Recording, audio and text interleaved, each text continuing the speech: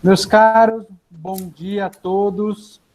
Sejam bem-vindos para essa conferência tão especial do nosso Congresso Virtual de Filosofia e Teologia da Unicatólica de Quixadá, filosofando e teologando na crise. Chegamos à nossa 16ª conferência, Joseph Ratzinger, Benedicto XVI, Una vida para la teologia. Então, hoje nós temos a conferência de fato, de pleno direito internacional, com Dom Pablo Blanco Sarto. Eu já vou ler o currículo vitae dele. Dom Pablo fará a conferência naturalmente em espanhol, e vamos dirigir a ele também em espanhol. Y primeramente, hola Don Pablo, sea bienvenido a Unicatólica de Quixadá. Es una alegría, es un gran honor hablar con usted en esta mañana. Todos estábamos muy contentos con su aceptación y ahora muy ansiosos para oírle acerca de una figura que es tan amada en Brasil, sobre todo en nuestra institución. Ya tenemos un grupo de pesquisa, de investigación acerca de Benedicto XVI. Ahora estamos con los trabajos interrumpidos, pero tenemos también aquí, oyendo esta conferencia, un grupo de investigación de la Pontificia Universidad Católica de Río de Janeiro, el grupo de investigación Ratzinger, que tengo muchos amigos, colegas que están participando, son dirigidos por Monseñor Catalán, que edita las obras completas de Ratzinger en Brasil, en nombre de la Sociedad Ratzinger. Tenemos también aquí la participación de nuestro obispo diocesano, Monseñor Ángel Pignoli, que nos escucha en muchas conferencias, tiene mucho aprecio por la vida académica en Quixadá. Y como le he dicho, en nombre de la amistad, del cariño, le acojo con el corazón abierto, exultante. Primero, sea bienvenido. Sus primeras palabras para nuestros oyentes. Bom dia, muito obrigado. Buen día. Pido disculpas por no hablar esa lengua tan bonita y musical. Y quería, en primer lugar, preguntarles si son capaces de ver el PowerPoint y escucharme bien. ¿Pueden oírme bien y ver el PowerPoint? ¿Sí? Bien. Sí. Entonces, vamos, por tanto, a proceder a lo que pueden ver ahí en la pantalla, que es una biografía intelectual, una biografía de las ideas de Joseph Ratzinger. Al hilo de esos acontecimientos, de su propia vida, vamos a ir también descubriendo algunas claves para entender su pensamiento y su teología. Nos vamos a centrar especialmente en estos libros que han sido también publicados en su país. Es un orgullo para mí. Según pueden ver a la derecha, hay una pequeña biografía que se publicó en español antes incluso de que fuera elegido papa. Ahí lo ven de cardenal. Después, una vez que fue elegido Joseph Ratzinger como Benedicto XVI, fue traducida también al portugués y publicada en Brasil. Ahí pueden ver Joseph Ratzinger, una biografía ya actualizada. Y también, amablemente, el profesor Rudy Albino ha traducido una pequeña síntesis que yo hice de sus ideas, de su pensamiento, su teología, y que titulé como un mapa de sus ideas, un mapa de sus ideas. Y también tengo que estar profundamente agradecido al profesor Rudy Albino, no solo para invitarme para poder compartir con ustedes estos momentos, sino también porque tradujo esta biografía más extensa, Bento XVI, no sé si lo pronuncio bien, o Papa Alemão, o como ustedes lo digan. Perfecto, sí, sí. Y ahí hay algunos acontecimientos biográficos y ligeramente también algunas claves para entender su pensamiento. Pensaba ahora quizá profundizar más en esta segunda parte. Entonces vamos a situarnos en el espacio y en el tiempo. Como saben, Baviera es el lugar natal de Joseph Ratzinger. En concreto es ese cuadrado que ven en el sur de Alemania. En el ángulo superior izquierdo del cuadrado está la ciudad de Múnich. Ahí podemos ver que es una ciudad donde es la zona más soleada de Alemania, donde hay cerveza, bandas de música, el lugar quizá más alegre, donde se expresa mejor esa alegría de vivir sin perder la seriedad que tienen los alemanes. Ustedes tienen ahí un componente alemán en Brasil y conocen bien la seriedad, el rigor, la sistematicidad propia de los alemanes, que les hace ser profundamente eficaces, ¿no? He puesto también ahí la figura de Mozart, porque es también ilustrativa, aunque venga de Austria. Su familia procedía más bien del sur, de Austria y del Tirol, y por lo tanto tiene también ese espíritu de la música mozartiana, que no solo tiene esa alegría y ligereza, esa levedad, sino también la profunda dramaticidad de la vida. Y por lo tanto, a Ratzinger, que se le llama el Mozart de la teología, tiene esa música de fondo. Ratzinger es fácil de leer, incluso su alemán es especialmente asequible. Y suele contar en broma cómo en Estados Unidos hicieron un experimento que es poner música de Mozart a las vacas que dan leche, ¿no? Y entonces el resultado del experimento es que las vacas que escuchaban música de Mozart daban más leche, y por lo tanto digamos que ese efecto estimulante yo creo que tiene también el pensamiento de Ratzinger. Bien, ahí pueden ver la casa natal de Joseph Ratzinger. Corresponde al Gendarmerkommissar, es decir, al comisario, al gendarme local de la policía en ese pueblecito, Marketl, mercadillo, pequeño mercado, junto al río Inn, Marketl am Inn. Esa no es una casa propia, sino que corresponde al gendarme del pueblo. Ahí nació un sábado santo del año 1927 y él lo considera como un símbolo de su vida, el estar en el ya, pero todavía no. Es decir, en los umbrales, a las puertas de la Pascua, sin haber entrado de nuevo en ella. Pero este comienzo tan bonito queda oscurecido con una presencia ominosa, una sombra, un nubarrón, que es el nacionalsocialismo Hitler.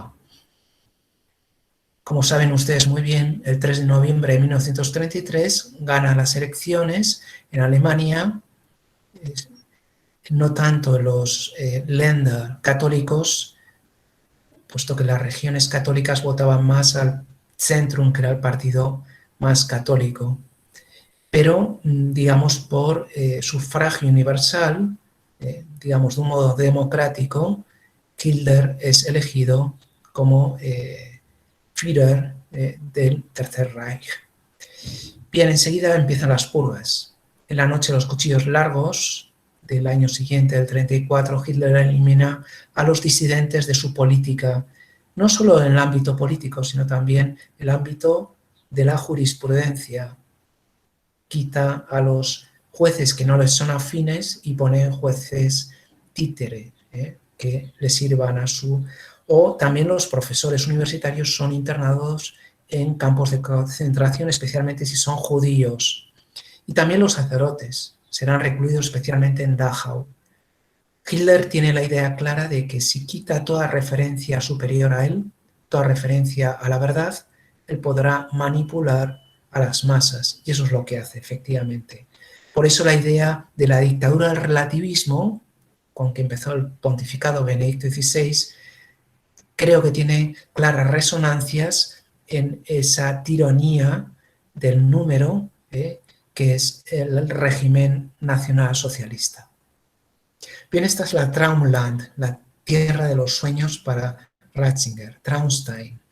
Me he olvidado decir que como tanto el padre como la madre de Ratzinger no eran partidarios de los nacionalsocialistas, el padre Ratzinger va a cambiar mucho de destino al oponerse a la presión de los nazis, de las camisas pardas, es cambiado de destino. Y cuando se jubila, compra esa casita, una casa rural en Traunstein, y ahí es donde él recuerda como la parte más dulce, más memorable de su infancia.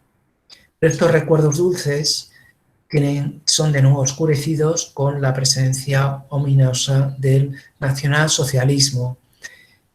En primer lugar tiene el año 38 ya el Anschluss, es decir, la anexión de Austria al Tercer Reich, después de Checoslovaquia, es decir, el Tercer Reich se va extendiendo como una mancha de aceite por todo Centro Europa. Enseguida viene la represión, la noche de los cristales rotos, la Kristallnacht, donde rompen los escaparates, los vidrios de los comercios judíos y también queman la sinagoga de Colonia, como pueden ver ahí. Por lo tanto, se ve claramente que el régimen nacionalsocialista es enemigo de la religión, especialmente la religión judeo-cristiana, como vamos a ir viendo.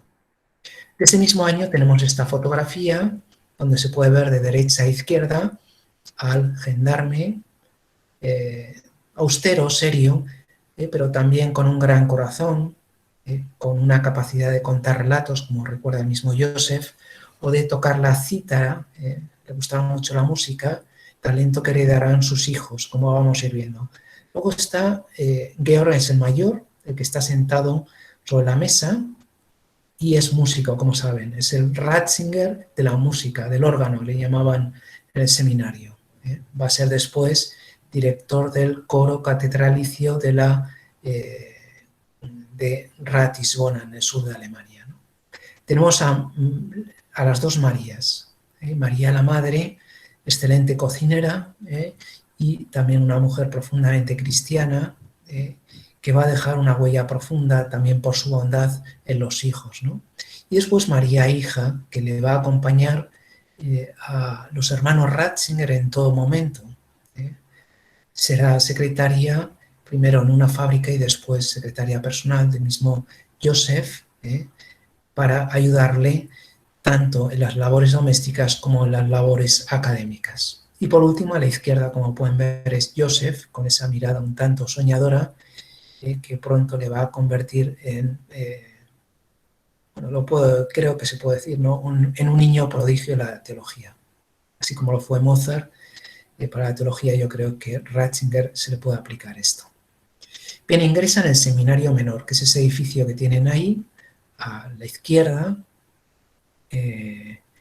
pero por poco tiempo, porque en ese mismo año, 1939, como saben, empieza la Segunda Guerra Mundial y va a ser expropiado por los militares y se va a convertir en una caserna, en un cuartel. Se invade Polonia y por lo tanto estalla la Segunda Guerra Mundial, o sea que el idilio duró bastante poco. El mismo Ratzinger tiene que abandonar las aulas momentáneamente y es enrolado como Flakhelfer, es decir, como ayudante de batería antiaérea, en una zona cercana a Múnich. La buena noticia es que puede asistir a clase, al gymnasium, ahí y al mismo tiempo va haciendo los cálculos de tiro parabólico, es decir, el tiro con el cañón. Según cuentan, nunca dio en el blanco, lo cual se puede interpretar de distintas maneras, este hecho, pero en cualquier caso se ve que no quería colaborar mucho con la causa.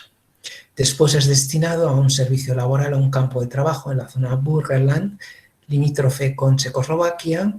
Ahí recuerda tan solo el culto a la azada, esa especie de liturgia, al trabajo, Arbeit macht frei, el trabajo hace libres, esa terrible frase irónica, donde desde luego no se encuentra nada a gusto y de hecho desertará, abandonará el ejército, también exponiéndose a que pueda ser fusilado por abandonar el ejército. Pero en 1944, a las puertas de terminar la Segunda Guerra Mundial, abandona el ejército alemán. Bien, como llegan los aliados, es internado en un campo de concentración en Bad Aibling, cerca de la ciudad de Ulm, dice cómo se podían ver las torres de la catedral, y ahí enseguida los católicos que están dentro de ese campo de concentración se mantienen activos, celebran la Eucaristía, tienen conferencias, y él mismo dice como en los ratos libres se dedica a componer hexámetros, poesías en griego. O sea que ya se ve que el muchacho estaba bastante bien dotado intelectualmente.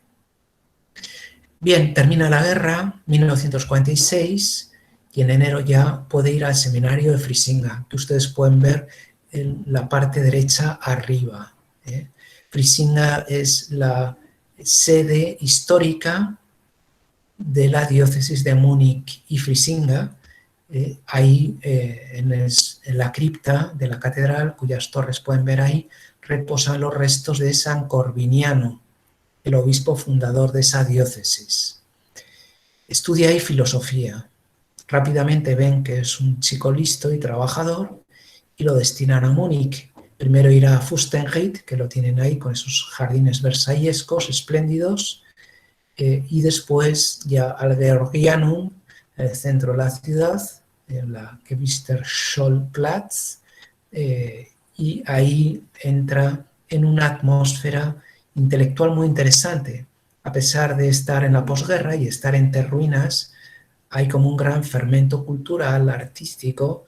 Múnich es una ciudad como muy bohemia, donde hay mucho arte por las calles, músicos, etc.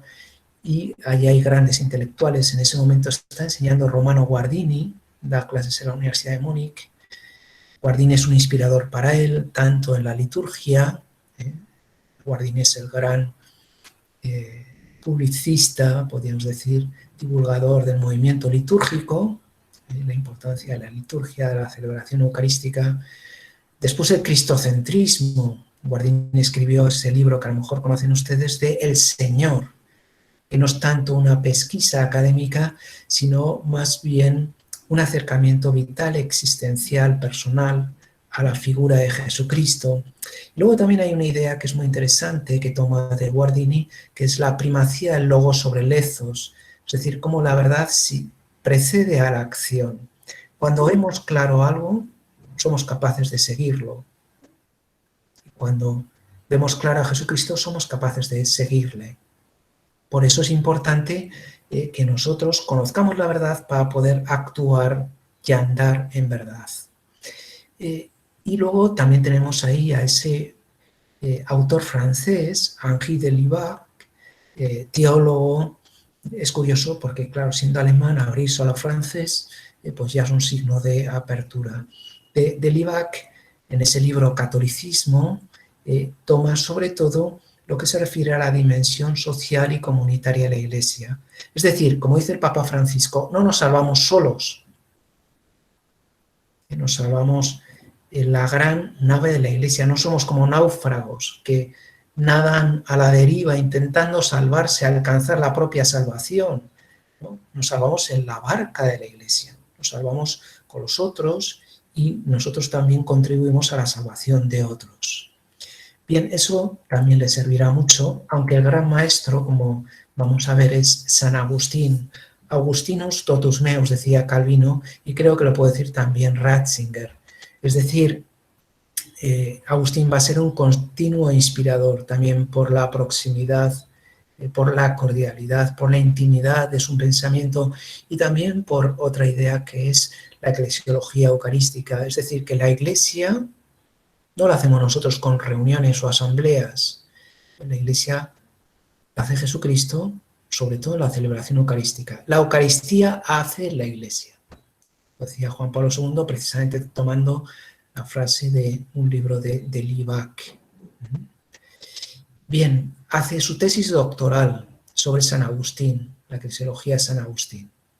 Y después es ordenado sacerdote, como pueden ver ahí, en el año 51, lo ven ahí a la derecha con cara de niño, el de la izquierda es su hermano Georg, no se sabe si está riéndose o bostezando, pero ahí están los dos, ¿no? Ahí la catedral de Frisinga por dentro, con los frescos de los hermanos Assan y el oso de San Corviniano, la famosa leyenda que ustedes a lo mejor conocerán, ¿no?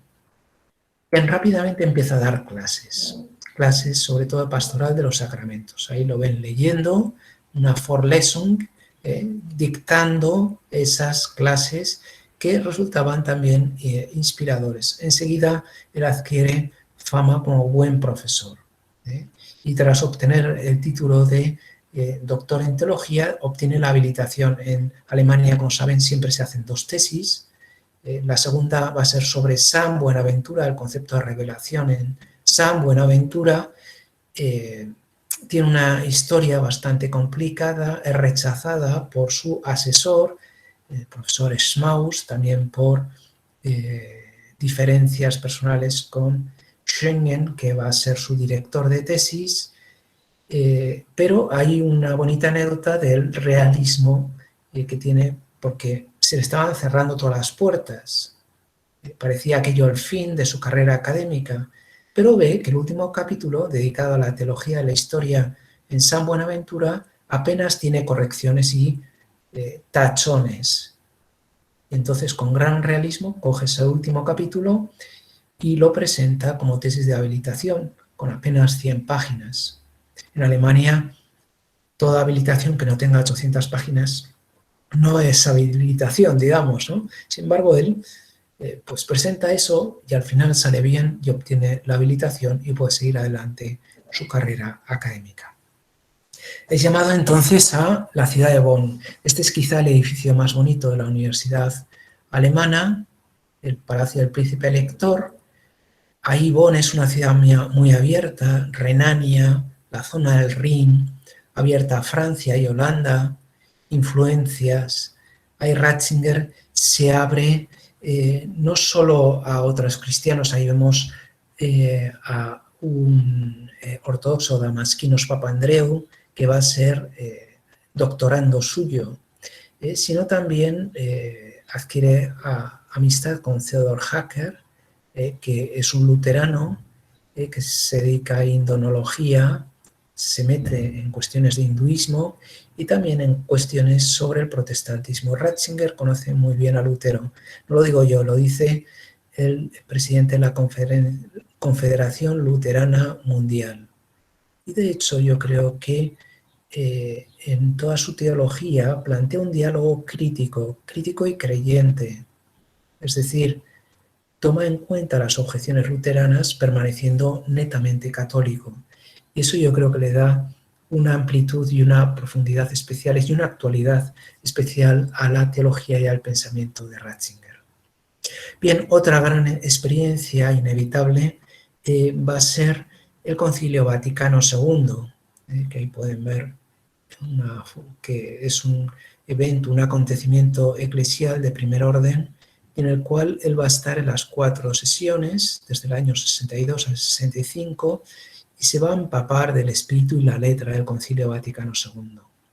Con la triste noticia de que muere en ese año de 59, cuando todavía no había empezado el concilio, su padre, ¿no?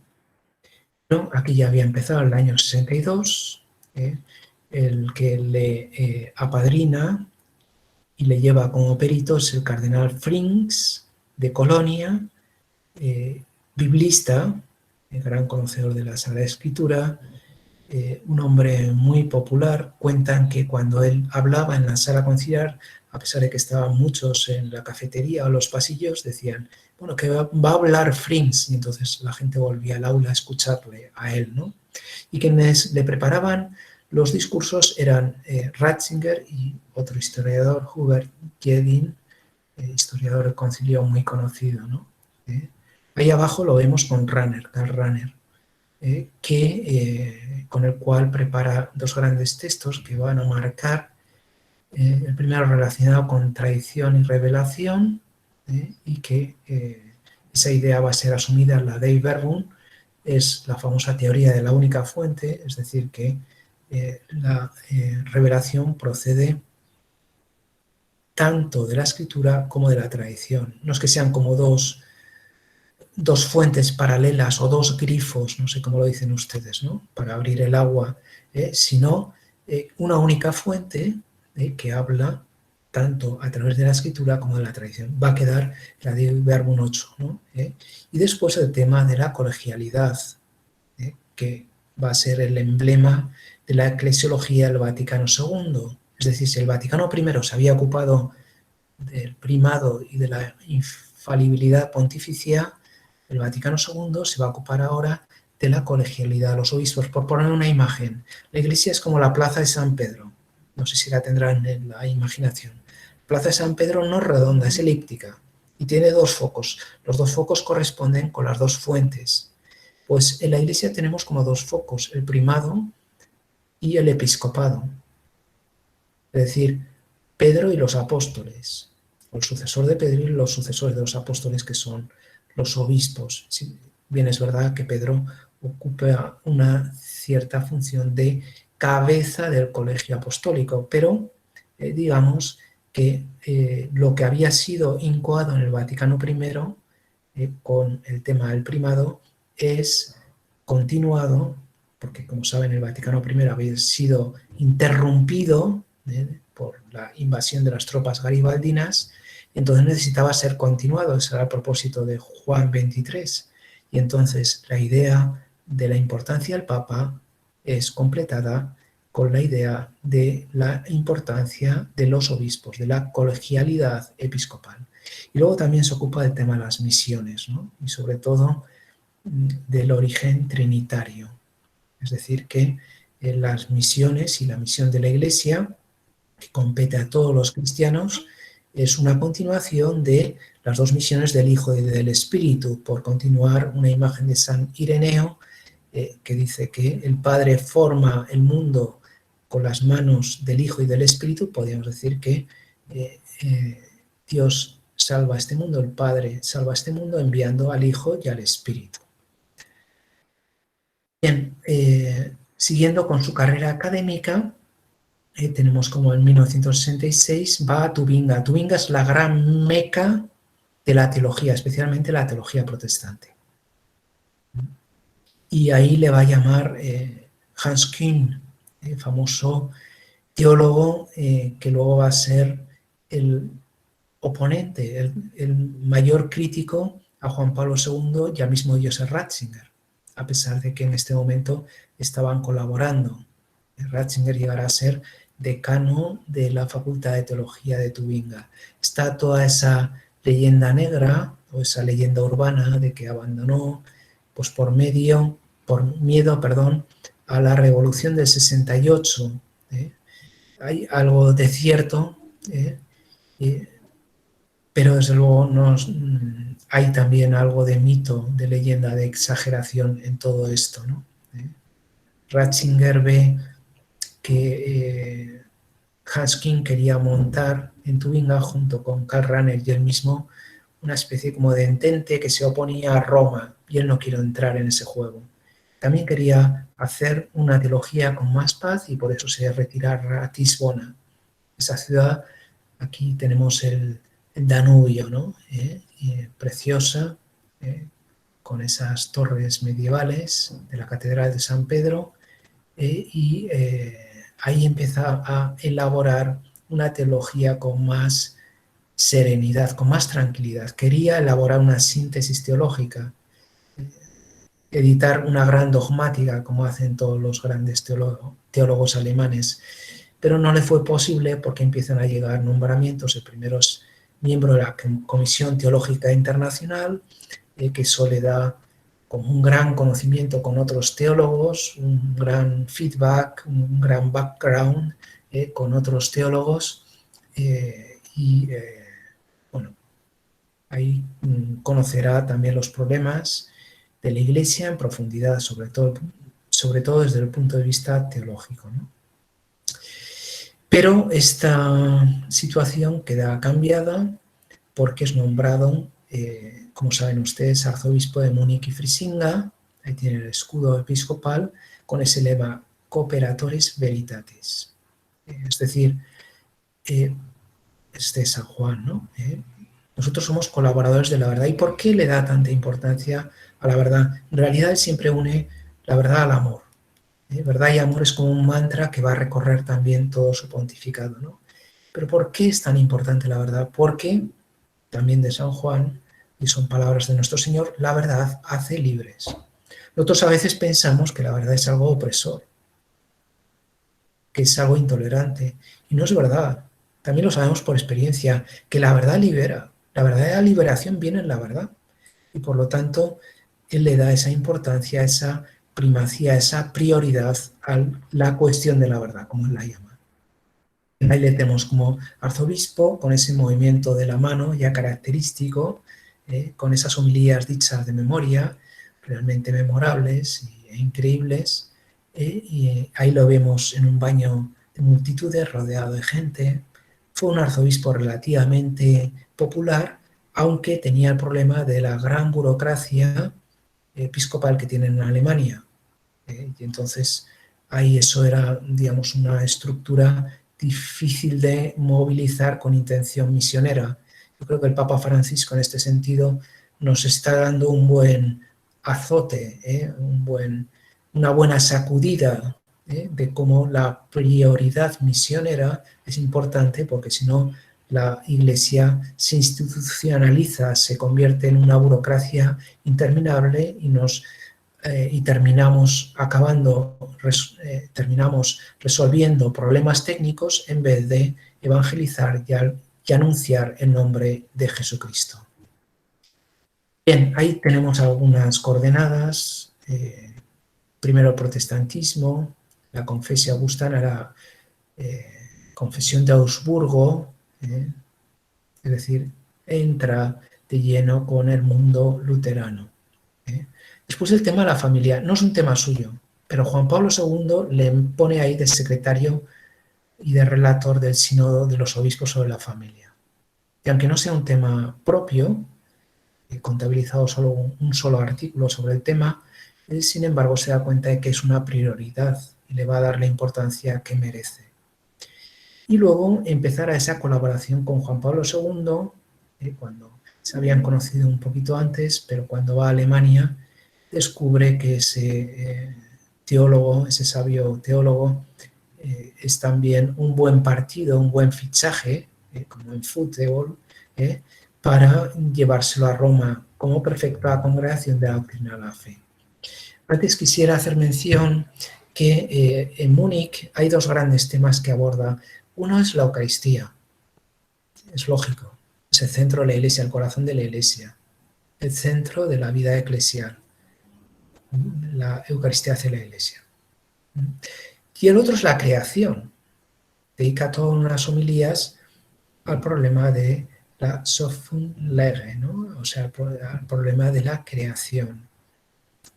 O sea, todo esto que vemos ahora del medio ambiente, la ecología, también a propósito de esta crisis de COVID-19, es por habernos olvidado de esa verdad de la creación. Es un dogma olvidado, la creación.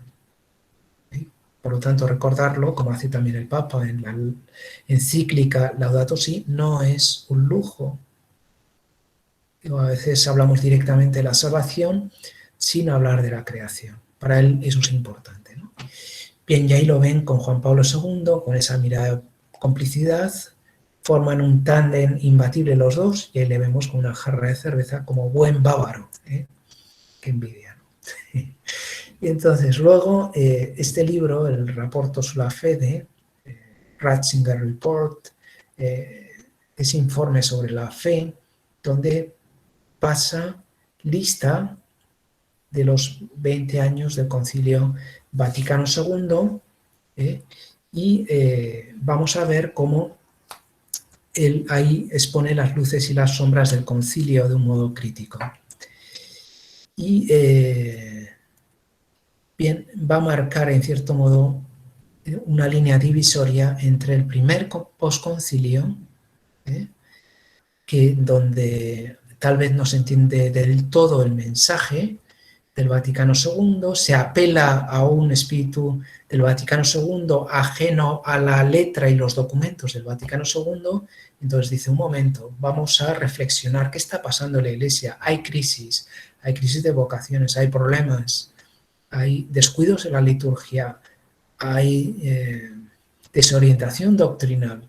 ¿Lo estamos haciendo bien? ¿Estamos haciendo lo que el Espíritu Santo sugirió en el Concilio Vaticano II? Y entonces ahí empieza, digamos, un examen de conciencia, ¿no? Bien, temas, la defensa de la vida, un tema realmente importante. Sigue más o menos con sus compromisos académicos, al mismo tiempo que desempeña ese ministerio como prefecto a Congregación de Doctrina de la Fe, sigue interviniendo en algunos encuentros académicos y sigue escribiendo libros. Considera que su vocación es esa y sigue ahí también publicando libros, incluso siendo papa. Él lo que hará es publicar ese Jesús de Nazaret, y uno puede decir, bueno, es que no tenía nada que hacer, tenía mucho que hacer, pero el hablar sobre Jesús de Nazaret, sobre todo como verdadero Dios y verdadero hombre, es una de las misiones fundamentales de su pontificado, y por eso escribe esas 3 partes del Jesús de Nazaret. Bien, problemas. La declaración de Colonia crítica con su labor al frente de la Congregación de la Doctrina de la Fe. Al mismo tiempo, por otro lado, cae el muro de Berlín, lo tumbó San Juan Pablo II. Se está inaugurando una nueva época, también con sus problemas, pero desde luego el comunismo, desde el punto de vista teórico, está siendo vencido. Y luego, ese mismo año, recibe el título de la Orden de Karl Valentin. Esto es una anécdota. Karl Valentin era un cómico que hacía chistes y gracias contra Hitler, y por eso fue suprimido por los nazis. Ese mismo año, de 1989, le dan a Ratzinger el título de la Orden de Karl Valentin, porque quizás una faceta desconocida es su pensamiento, es decir, su sentido del humor, su profunda ironía. Ratzinger es un gran irónico y dice que Dios tiene un agudo sentido del humor. Es una afirmación teológica profunda que les dejo para su propia consideración. Dios tiene un profundo sentido del humor. Y cita ahí a Chesterton, que decía, los ángeles son capaces de volar tan alto porque no se toman demasiado en serio. Esa idea de la alegría, de la esperanza, es algo importante para entender su pensamiento. Bien, este documento sobre la atención pastoral a personas homosexuales, 1991. Todavía el gender no estaba tan crecido como ahora. Y Ratzinger, con gran sensibilidad, se da cuenta de que estas personas necesitan una atención pastoral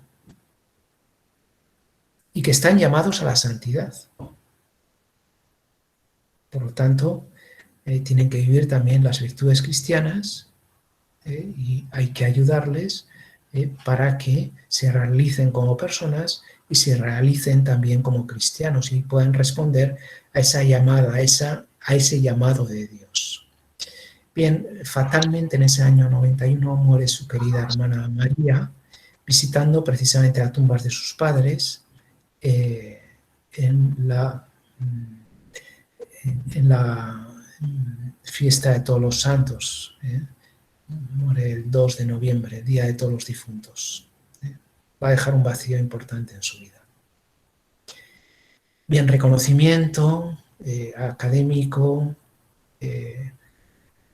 también internacional, la Academia Francesa, el catecismo, que pensaba que era imposible, pero es consecuencia del sínodo. Con motivo de los 20 años del Vaticano II, el 85, un obispo africano dijo, necesitamos un catecismo. Ratzinger dijo, imposible. Y Juan Pablo II dijo, tú vas a ser el presidente de la comisión. Y fue posible, o sea, después de mucho trabajo, el año 92 sale la primera edición y después en el 97 la edición típica, ¿no? Bien, el tema de la vida, Evangelium Vitae, ¿no? Bueno, pues no es su tema, pero lo asume como un tema importante, ¿no? Y después el ecumenismo. Ahora cumplimos precisamente 25 años, ahora hemos cumplido en mayo, de la encíclica Autunum Sint. Pues Ratzinger, para entender el pensamiento de Ratzinger hay que entenderlo en clave ecuménica.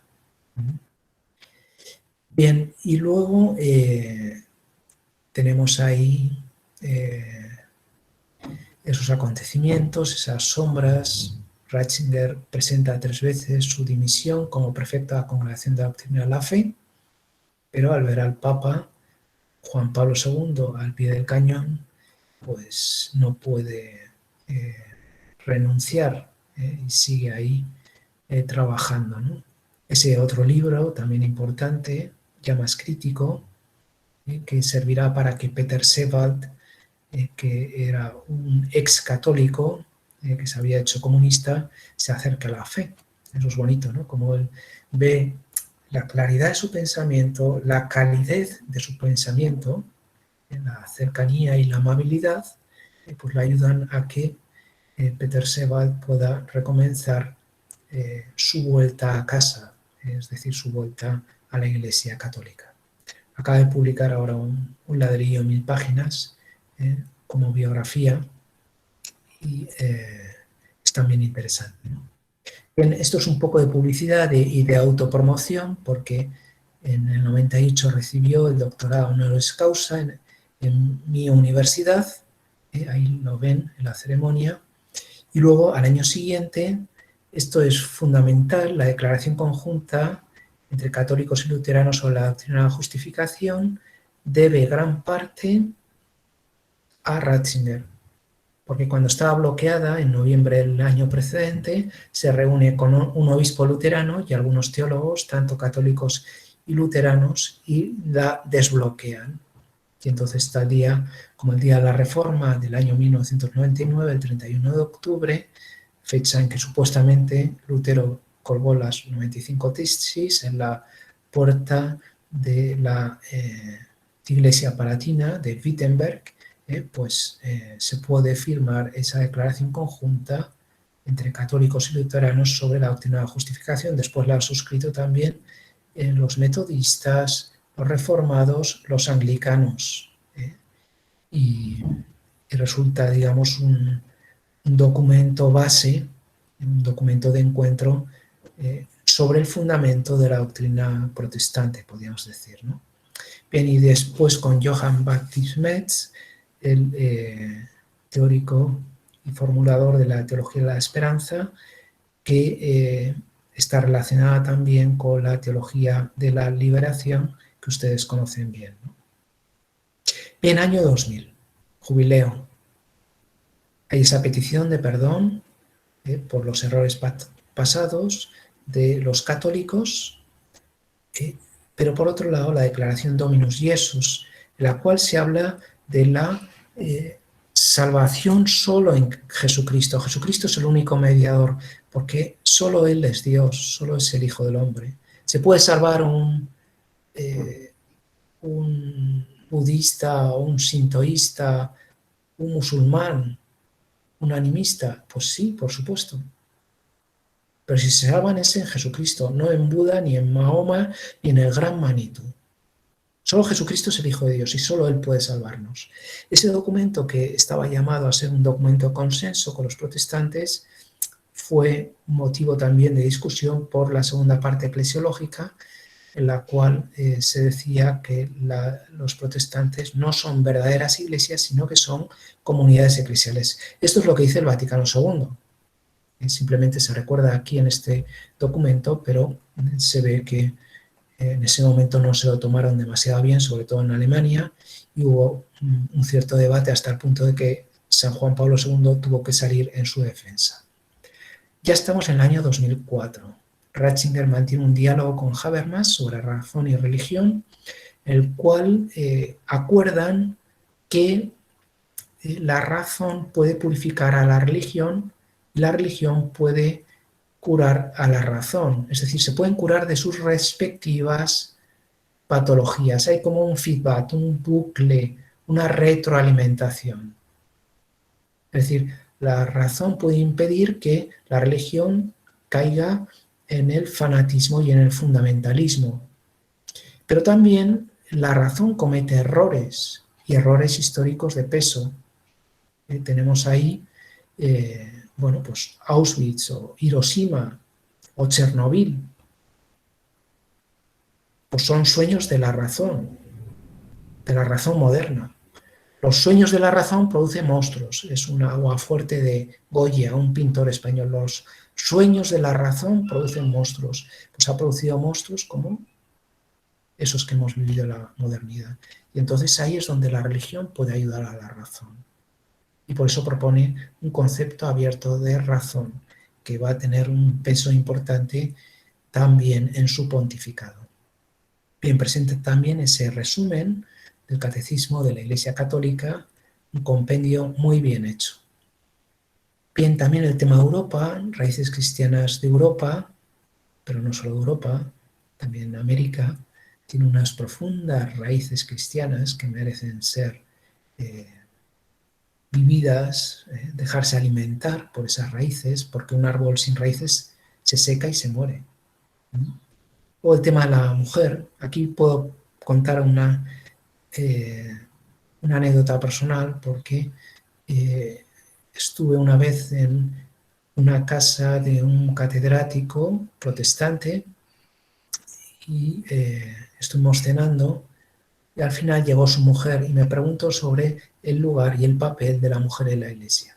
Entonces yo le conté el final de este documento donde dice, bueno, la persona más importante en la iglesia después de Jesucristo no es el Papa, ni los obispos, ni los curas, ni los diáconos. La persona más importante después de Jesucristo es María.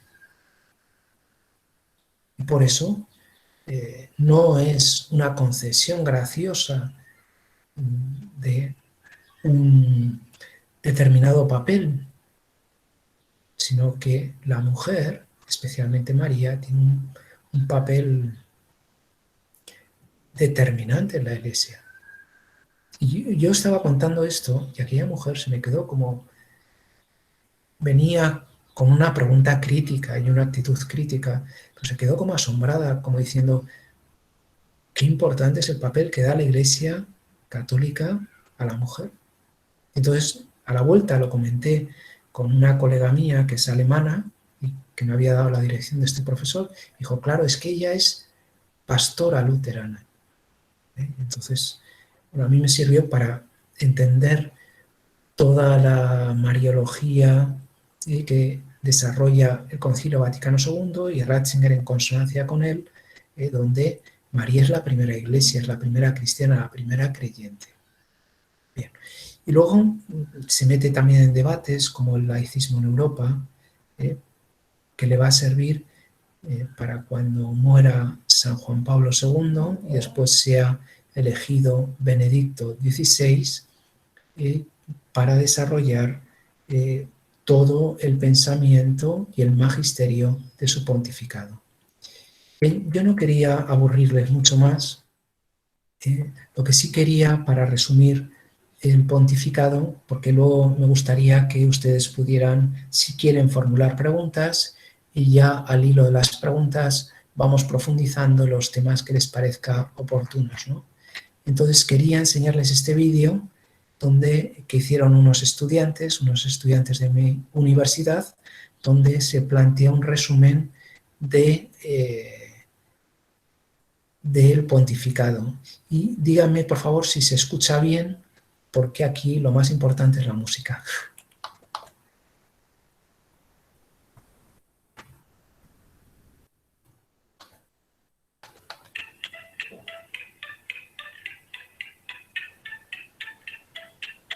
Se oye bien, don Pablo. Perfecto. Gracias.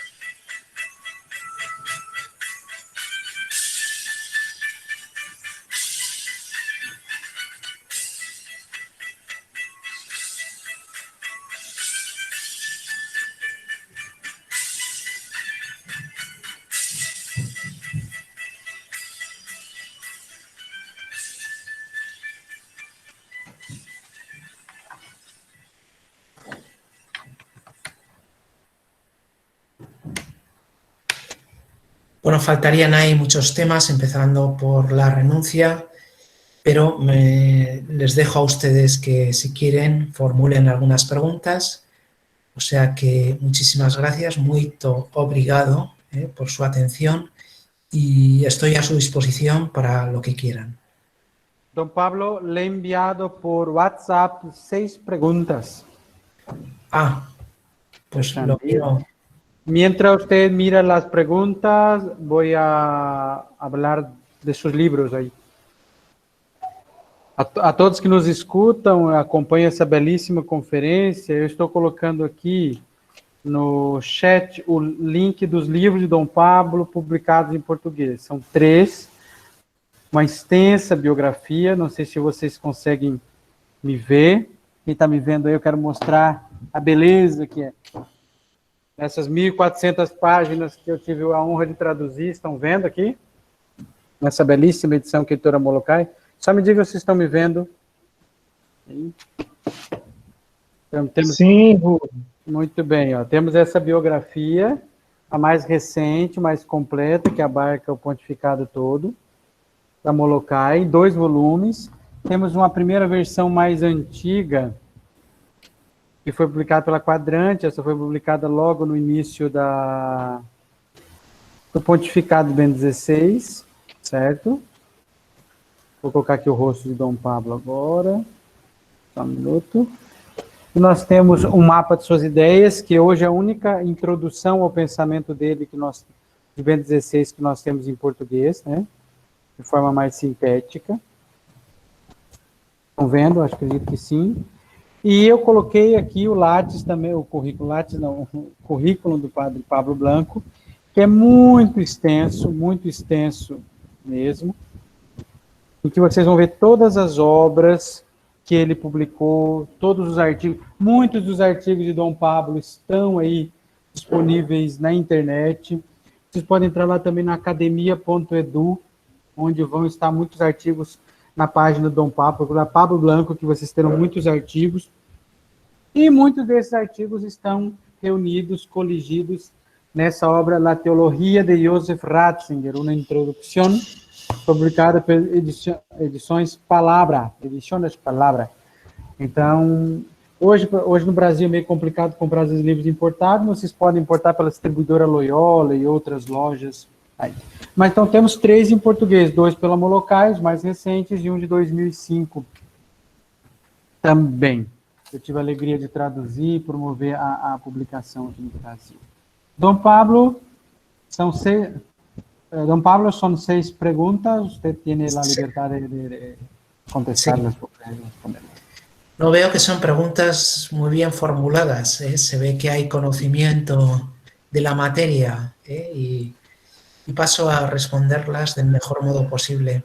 La primera dice así: ¿cuál es la influencia de la teología agustiniana y tomista en la vida de Benedicto XVI? Es una buena pregunta, una pregunta muy oportuna, porque habitualmente se dice que Ratzinger es un agustiniano bonaventuriano. Sin embargo, él recala en lo que proponía su maestro, Gottlieb Söhngen, cuando decía que hay 3 grandes maestros. Uno es Agustín, el otro es Buenaventura y el tercero es Tomás de Aquino. Bien, es verdad que, como ustedes sabrán, Ratzinger tuvo sus dificultades no tanto con Tomás de Aquino, puesto que el primer libro que él tradujo con Alfred Löppel es precisamente las cuestiones de caritate de Santo Tomás. O sea, él empieza por el tema del amor y el amor en Santo Tomás, sino sobre todo con ese tomismo tanto cosificado que perdía la verdadera motivación o arraigue con el misterio. Esto paso también a responder una pregunta que viene más adelante.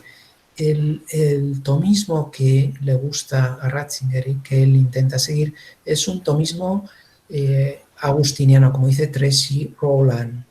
Es decir, un tomismo que va directamente a las fuentes, que conserva su contacto con la escritura, que no simplemente una sistematización fría, racional, cosificada y esencialista de la verdad revelada. Y en ese sentido,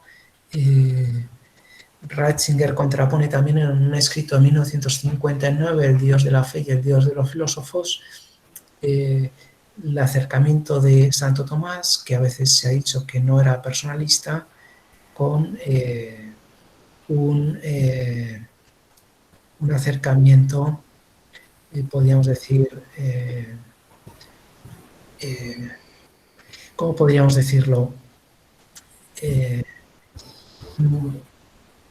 Más personalista, pero menos ontológico, propio de la teología reformada. Ahí pone el ejemplo de Calvart y otros autores reformados, donde aparece la impronta personalista, pero no la ontológica. Él quiere sumar las dos vertientes, es decir, la instancia de la verdad y la instancia de la persona. Verdad y persona son como los dos polos en los cuales él quiere fabricar su pensamiento. Y yo creo que esto es reconducible perfectamente a Santo Tomás. Y es el tomismo que Ratzinger después va a redescubrir con el tiempo, sobre todo de la mano de Joseph Pieper, con el cual entabla una amistad profunda en Münster. Por lo tanto, respondiendo a la pregunta, Ratzinger es agustiniano, es bonaventuriano y es tomista, si bien a modo suo de Santo Tomás, quiero decir, ¿no? Bien, la segunda pregunta, ¿hay una aproximación al pensamiento de Stein y Ratzinger? Supongo que sí, aunque no cita como santa, pero el pensamiento de Ratzinger es más existencialista que fenomenológico. Santa Edith Stein, como saben, era una estupenda fenomenóloga y digamos que tanto por su biografía como por su pensamiento es una instancia ineludible en el pensamiento de ámbito alemán. Pero digamos la Weltanschauung de Ratzinger, el mundo, el ambiente, la atmósfera en la cual se mueve es más bien una órbita del existencialismo más propio de Jaspers y Heidegger, aunque lógicamente estos no son pensadores cristianos, y Ratzinger intenta reconducir esa corriente existencialista hacia un existencialismo cristiano, por decirlo así, ¿no? Bien, tercera pregunta, ¿cuál es la relación entre Ratzinger y la teología de la liberación tan presente en nuestro país? Pues es una relación de amor, iba a decir amor-odio, pero yo creo que no hay odio, yo creo que solo hay amor. Primero hay un documento del año 83, crítico, con la matriz marxista de ciertas teologías de la liberación. Ahí a lo mejor encuentran resonancia con la teología de Leonardo Boff, que ustedes conocen mucho mejor que yo. Pero después hay un documento del 85, Libertatis Nuncius, en el cual intenta recuperar los verdaderos temas de la teología de la liberación, es decir, el tema de la libertad, el tema de la liberación, sobre todo el pecado, son temas profundamente cristianos y por lo tanto la teología ha de tenerlos en cuenta. Y siguiendo a Clodovis Boff, que decía que el centro de la teología de la liberación ya no es el pobre, sino sobre todo Jesucristo, que se hizo pobre, siendo rico se hizo pobre. Pues yo creo que esa reconducción del pensamiento de la teología de la liberación es el que desea y auspicia Ratzinger. La cuarta pregunta dice, ¿podría decir algo más sobre la influencia de Henri de Libac en el pensamiento de Benedicto XVI? Ya he dicho el tomismo agustiniano, no tanto el tomismo trascendental de Maréchal, que intenta mezclar Santo Tomás con Kant, sino más esa corriente de Agustín, los padres del pensamiento de Santo Tomás, ¿no? Y luego, la verdad es que de Libac influye en todo, en Ratzinger, también en la crítica que hace del Vaticano II, uno de los primeros críticos de la aplicación de de la aplicación de la eclesiología es uno de los primeros críticos de la aplicación de la eclesiología y del pensamiento del Vaticano II va a ser de Libac. Él pone un ejemplo, dice, Gaudium et spes, fulgor et angor, es decir, cómo antes se habían mezclado lo positivo y lo negativo en la Gaudium et spes. Sin embargo, con el título, poniendo los dos elementos positivos al principio, se pensaba que el documento sobre la relación de la Iglesia con el mundo era un documento acrítico, es decir, un tanto ingenuo, sin darse cuenta de que la Iglesia tiene también esa función crítica, esa función incisiva de liberación del pecado para salvar el mundo, de que la Iglesia es sacramento universal de salvación. Bien, entonces, no solo en la eclesiología, sino que creo que la influencia de Henri de Libac es una influencia profunda que marcará también esa impronta patrística de la teología de los padres en el pensamiento de Ratzinger, pero yo creo que también su misma biografía va a resultar iluminante para Ratzinger. La quinta dice, la Eucaristía es el fundamento, la base de la eclesiología de Joseph Ratzinger. ¿Y cómo entonces se pueden entender los conceptos del nuevo pueblo de Dios y el cuerpo místico de Cristo en su eclesiología? Muy buena pregunta, porque a veces se había entendido el concepto de pueblo de Dios desvinculado de Cristo, volviéndose un poco al Antiguo Testamento. Como sabemos, pueblo de Dios es un término aplicado al pueblo de Israel. Tan solo aparece referido una vez en San Pablo a la Iglesia.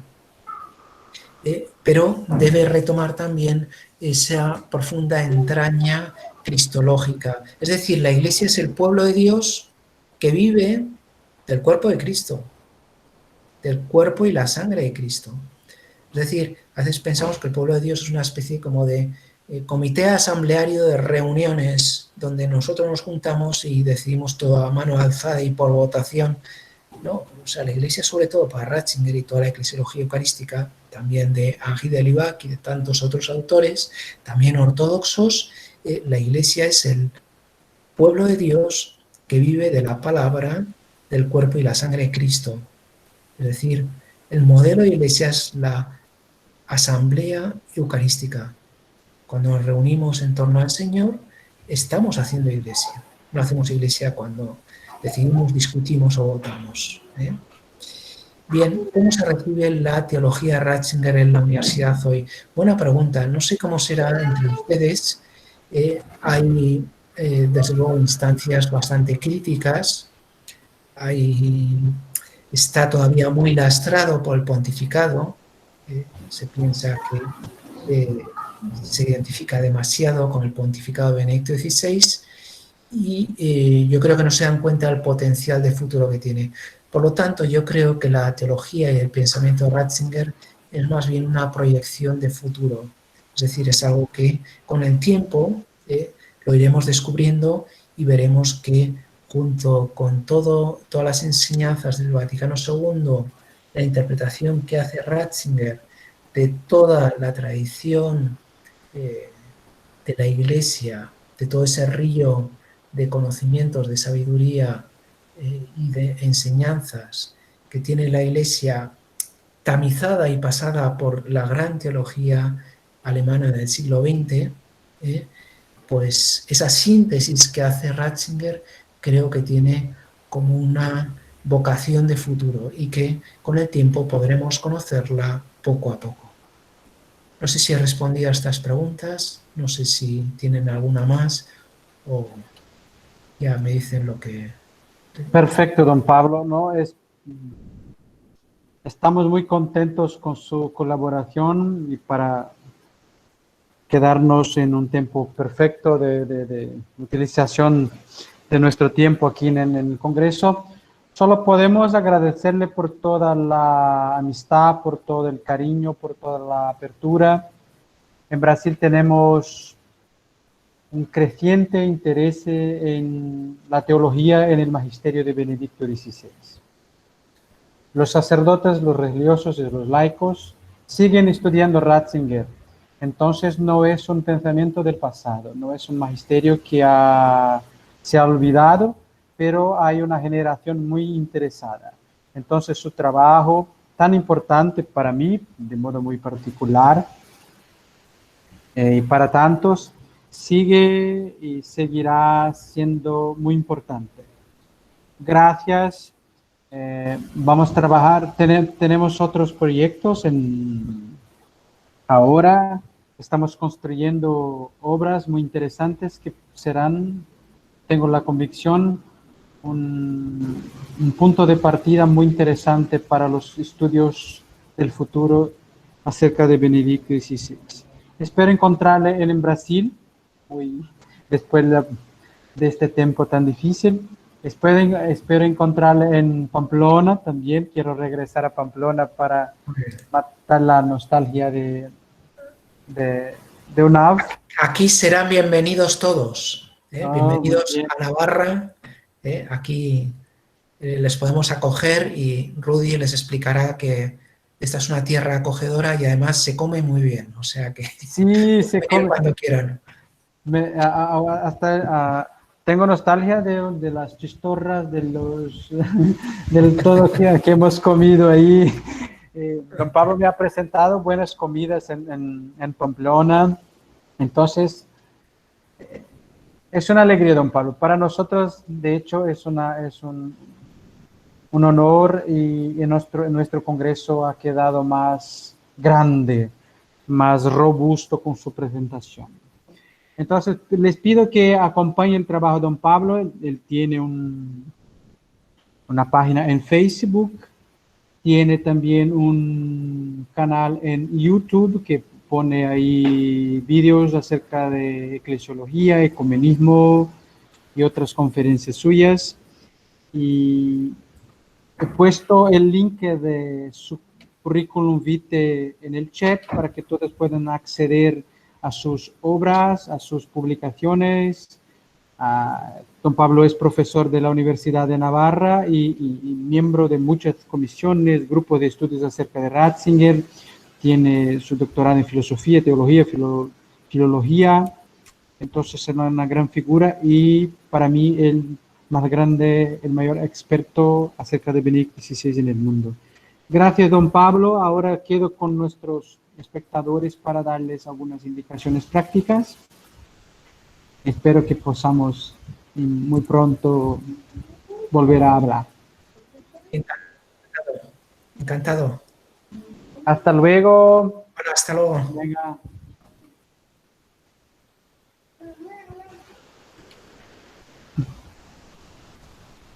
Então, meus caros, agora o Dom Pablo sai da nossa sala virtual.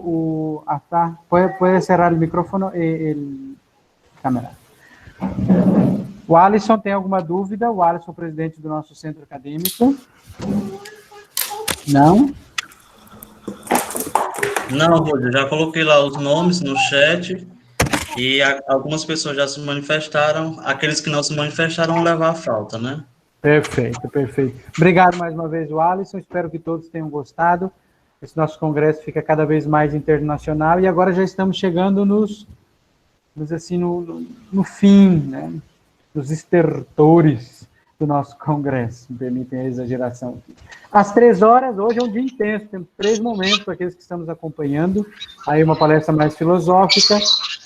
Desliguem os seus microfones, por favor.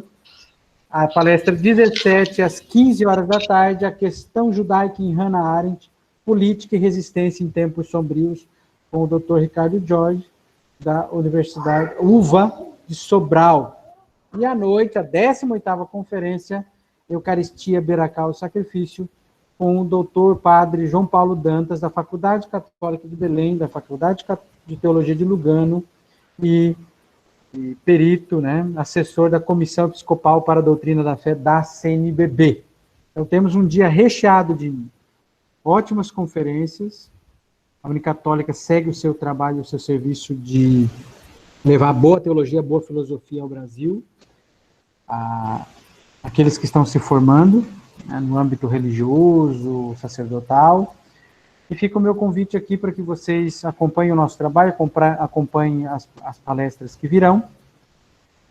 Como eu já disse em tempos passados, os certificados começarão a ser disponibilizados a partir do dia 12 de junho, mas eu vou pedir para vocês um pouco de paciência, porque nós temos aí muitos certificados para emitir, serão 21 conferências. Aqui está o link do portal de certificados, se alguém tem alguma dificuldade de acesso, está ali. Eu vou passar aqui também para vocês, quem quiser ainda acessar, pode, pouco a pouco, ir copiando a lista, os links das palestras anteriores. Eu vou disponibilizar aqui no chat, depois que eu me despedir, eu começo a disponibilizar o link para acessar cada uma das palestras que foram realizadas até agora, exceto a do Dom Pablo, que acabou de terminar. Então, espero vê-los mais tarde. Tudo de bom para vocês. Vocês serão sempre bem-vindos na nossa sala virtual aqui da Unicatólica. Até mais, um grande abraço. Obrigado, até mais. Tchau, gente.